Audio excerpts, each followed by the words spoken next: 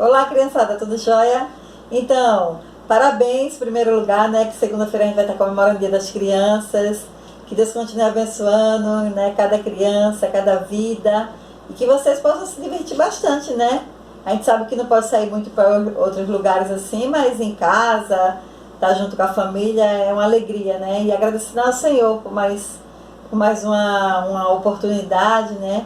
E a gente agradece ao Senhor pela vida de vocês. Então, a gente vai estar juntos na escola bíblica, né? E nesse sábado, quem estará presente será uma pessoa diferente, né? Minha sobrinha, lá de Recife. Vocês vão estar ouvindo a historinha que ela vai estar trazendo, né? O nome dela é Kaline. Então, que Deus, né, continue abençoando e que seja um momento de bastante edificação, né? O momento da historinha bíblica e que vocês possam aprender bastante e poder estar aí, né, participando e compartilhando da palavra do Senhor, tá bom? Que Deus abençoe, um abração, um beijão e que o Senhor continue abençoando a todos aí, a todos vocês e cada família, tá bom? Deus abençoe, um abraço. Olá pessoal, eu sou Tia Kaline. Acredito que Tia Marta já tenha me apresentado para vocês. Eu faço parte da Igreja Presbiteriana do Janga, que fica em Pernambuco, sou a sobrinha dela. E vou trazer a lição hoje da Escola Bíblica de vocês, tá certo? Nossa lição tem como tema a importância da oração. Para comemorar esse dia tão esperado pelas crianças, né, que é o Dia da Criança, vamos refletir um pouco da importância da oração na vida da criança. Vamos lá, vamos fechar nossos olhos, vamos pedir ao Senhor sabedoria para estudar sua palavra. Santo Deus, Pai eterno, obrigado, Senhor, por mais um dia em tua presença. Abençoa cada criança, cada lar, Senhor, que abriu suas portas para ouvir tua palavra, para aprender mais de ti. Abençoa nossas vidas, fica conosco. Em nome de Jesus, amém. Então, crianças, nós teremos como norte hoje a vida de Daniel. Pois é, Daniel, aquele rapaz que foi jogado na cova dos leões. Isso mesmo. E ainda saiu vivo. Minha gente, isso foi incrível. Só que a gente não vai falar desse episódio da vida dele. A gente vai falar de quem ele era, a essência do homem Daniel e a importância que ele tinha na vida dele, que era a oração. Vamos lá, vamos abrir nossa Bíblia no livro de Daniel. Vamos lá, eu já tô com minha Bíblia aqui aberta, tá? Olha só, vamos lá. E nós vamos, antes de começar, vamos conversar um pouquinho sobre oração. O que é oração? Bom, oração, diferentemente de uma reza, onde as pessoas repetem palavras bonitas e repetem várias vezes, a oração são palavras espontâneas que é uma conversa que você tem com o seu Deus. Pois é, não precisam de palavras bonitas, não precisamos de palavras que possam intimidar alguém, não precisamos de palavras para impressionar ninguém. Pois é, a oração é uma conversa. Quando você conversa com um amigo, você fica usando palavras bonitas, palavras difíceis?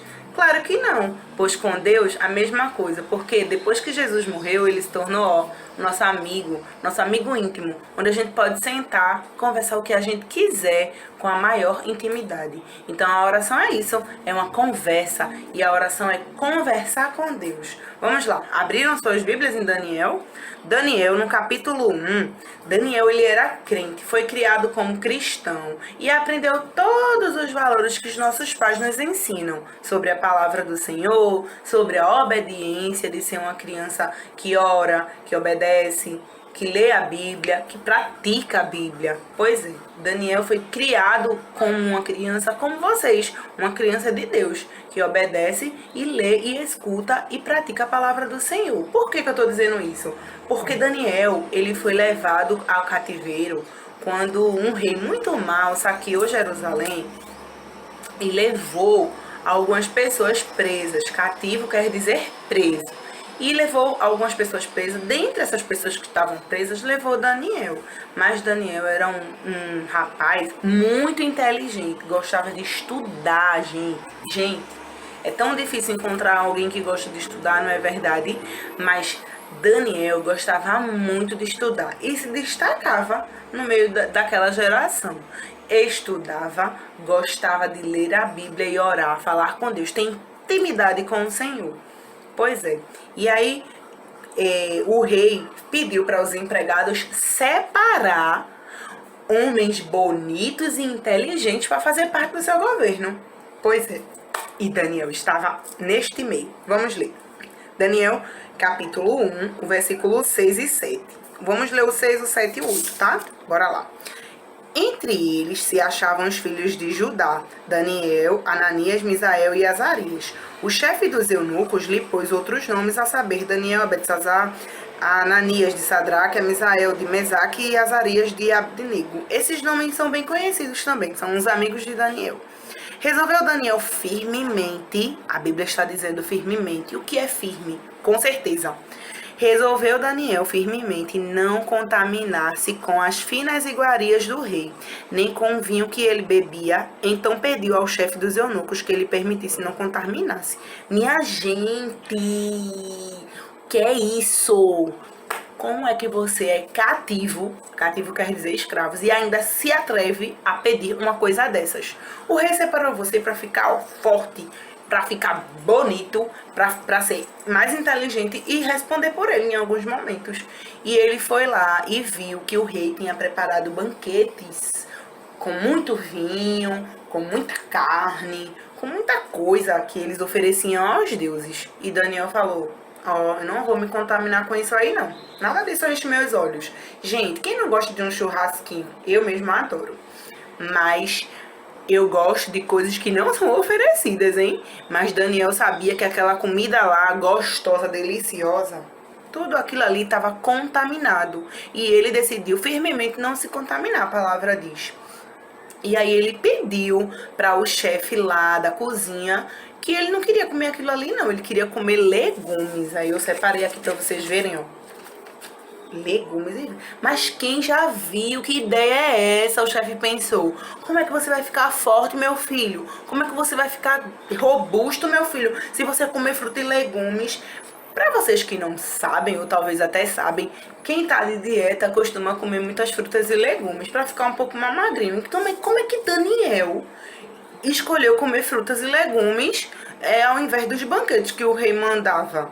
Aí lá no 11 diz assim: então disse Daniel ao cozinheiro-chefe, a quem o chefe dos eunucos havia encarregado para cuidar de Daniel, Ananias, Misael e Azarias: experimenta, no 12, peço-te os teus servos 10 dias em que nos dês legumes a comer, água a beber. Então ele escolheu legumes e água. Minha gente, legumes e água. Meu Deus, eu já fico desesperado com o que vai acontecer com essas criaturas.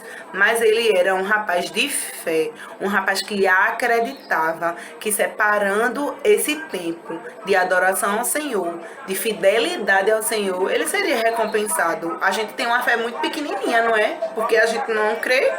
Pois é.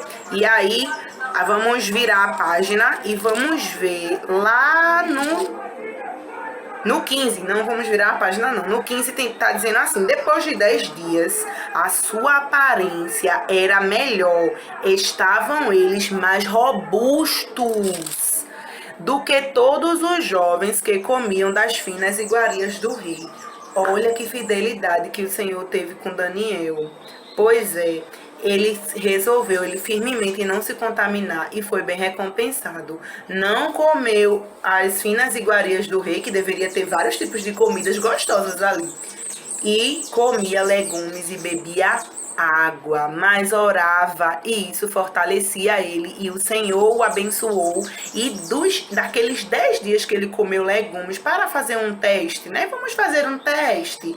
Ele ficou mais robusto. E muito mais do que os outros jovens que foram separados também,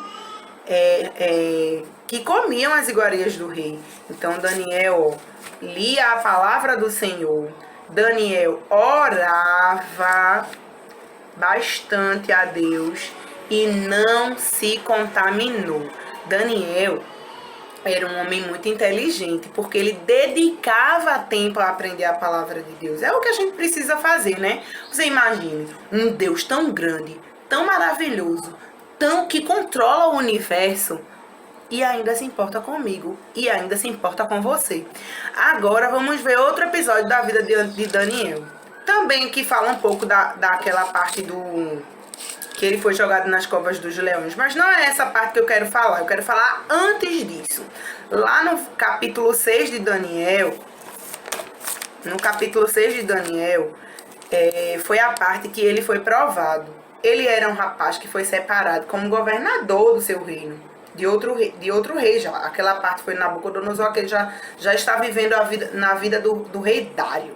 E aí ele era um rapaz que foi escolhido para ser governador ali, naquele lugar. O rei Dário escolhia alguns governadores e Daniel estava lá no meio dele. Vamos ler o versículo 4 do capítulo 6. Então, os presidentes e sátrapas procuravam ocasião para acusar a Daniel a respeito do reino, mas não puderam achá-la nem culpa alguma, porque ele era fiel e não se achava nele nenhum erro, nem culpa. Gente, Daniel era um homem que andava corretamente. Era um homem que não podia se achar erro nele, na sua postura, na sua vida, não se achava erro nem culpa. Então, assim, ele, além de ser um cristão genuíno, verdadeiro, fiel a Deus, ele era um homem, um cidadão que honrava com seus compromissos. E aí, os outros governadores ficaram com inveja dele. Porque com certeza o rei dava muita honra para ele, dava muita credibilidade ao que ele falava, como ele agia. Era um exemplo para aquela geração. E aí eles procuravam encontrar algum erro nele e não encontravam. Lá no versículo 10, no versículo 10 não, no 8 diz assim: eles foram até o rei, planejaram uma coisa muito maligna, foram até o rei. Agora, pois, ó rei, sanciona interdito assim na escritura para que não seja mudada segundo a lei dos medos e persas. No 7 e no 8, depois vocês podem ler em casa com a mãe, com a tia, com a avó. Eles foram até o rei e disseram assim: ah, entendi, Daniel é crente, ele ora ao Senhor. E aquela população do rei Dário eram pessoas idólatras, pessoas que adoravam deuses, muitos deuses. E aí eles falaram: ah, Daniel não adora nenhum deus, o deus dele é o Deus imaginário, porque é o nosso Deus vivo, né? Que a gente não precisa tocar, a gente não precisa cheirar, a gente não precisa ver, não precisa abraçar para saber que ele existe, porque ele existe, a gente tem certeza disso. E aí eles pensaram: vamos conversar com o rei, porque o rei é idólatra, vamos dizer a ele fazer uma lei, que quem se ajoelhar diante desse Deus de Daniel aí, ó, vai ser punido. E eles foram. Maquinaram o mal no ouvido do rei. O rei, todo inocente, não pensou em Daniel. Claro que não pensou em Daniel. Gostava muito de Daniel, mas não pensou em Daniel na hora. E foi levado pelo maligno desses homens a sancionar essa lei, que quem orasse, quem se ajoelhasse, quem adorasse outro Deus a não ser os deles, deveria ser punido. Foi aí que entrou aquela história da Cova dos Leões como castigo. Mas aí, quando houve esse decreto, vocês não acreditam o que foi que Daniel fez. Minha gente, se fosse comigo, eu ia ficar me tremendo, só isso, mais nada. Me tremendo de medo. Mas ele não faria isso que eu fiz. Imaginem só vamos ver só o que ele fez. Lá no versículo 10 diz assim: Daniel, pois, quando soube que a escritura estava assinada, entrou em sua casa, em cima de seu quarto, onde havia janelas abertas para o lado de Jerusalém. 3 vezes por dia se punha de joelhos e orava e dava graças diante do seu Deus, como costumava fazer. A Bíblia está dizendo como costumava fazer. Então era um hábito na vida de Daniel, que deve ser um hábito da nossa vida. A gente não deve orar só 3, não. A gente deve orar mais vezes. A gente não deve fazer um ritual de orar só na hora de se alimentar, de orar só na hora de dormir. Orar é ter intimidade, é conversar com o Senhor. Poxa, se tem alguém para me ouvir a qualquer hora, a qualquer momento, em qualquer lugar, por que eu não vou conversar com esse alguém que me ama tanto, né? Que se importa comigo. E aí, Daniel tinha esse hábito, porque ele já fazia, a Bíblia está dizendo, ele continuou fazendo. Então, diante dessa dificuldade que lançaram contra ele simplesmente continuou orando. Era o que costumava fazer, a Bíblia está dizendo. E lá no 28, depois que tudo aconteceu, ele foi jogado na jaula por conta dessa desobediência para o rei, né? Que o rei assinou, ficou triste depois de ter assinado, mas já tinha assinado. E antigamente, palavra de rei era palavra de rei, tinha que se cumprir. E aí, ele foi jogado na cova dos leões. E a gente sabe da história, né? os leões parece que nem fome sentiram, os dormiram. E aí, lá no final, no versículo 28, diz assim: depois de tudo que aconteceu e aquele episódio da Cova dos Leões fizeram muitas pessoas se converter, inclusive o rei deu glória ao nosso Deus depois do que aconteceu. Daniel, lá no 28, Daniel, pois, prosperou no seu reinado, no reinado de Dário e no reinado de Ciro, o Persa. Então, ele prosperou, gente. Quando diz que ele prosperou, não é só materialmente. Ele se tornou uma pessoa mais conhecida, uma pessoa mais valorizada. Com certeza, uma pessoa que tinha importância naquele reino, naquela cidade, naquele lugar. Por quê? Porque orava, porque tinha disciplina, porque tinha intimidade com o seu Deus. E é o que eu trago para vocês hoje. Essa lição serve para mim também. Eu preciso orar mais, eu preciso sim orar mais. Nós precisamos orar mais. Orar é ter intimidade. Uma pessoa que diz que conhece esse Deus tão grande, tão maravilhoso, não ora? Nossa, tá precisando entender alguma coisa. E aí eu trago para vocês, isso aqui é Daniel, olha Daniel. A carinha dele, coisa mais linda. Eu trago para vocês agora qualidades de uma pessoa que ora. Eu posso dizer que também qualidades de criança que ora. E aí eu listei aqui 4 qualidades de uma criança que ora. Eu listei 4, mas existem infinitas qualidades. Porque uma pessoa que ora se aproxima de Deus. E Deus é o quê? Deus é pura bondade, né? É puro amor. E aí vamos ler, vamos inculcar, vamos aprender essas qualidades de uma pessoa que ora.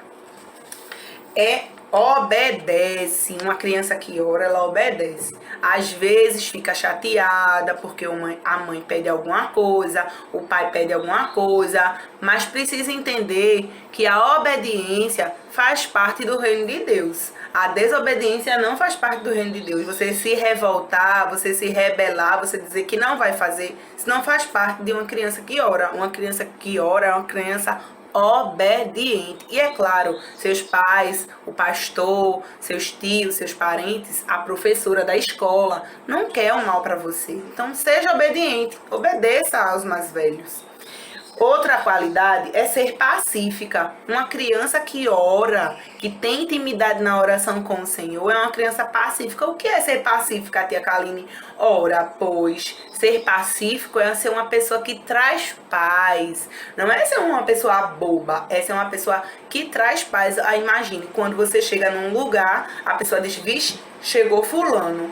Não é assim. Agora, se você for pacífico, vai dizer, quando você chega, eu sinto uma paz. A paz que vem das alturas, a paz que vem do Senhor. Uma criança também que ora é uma criança que sabe ouvir. Vejam bem, essa qualidade de saber ouvir não é todos que têm.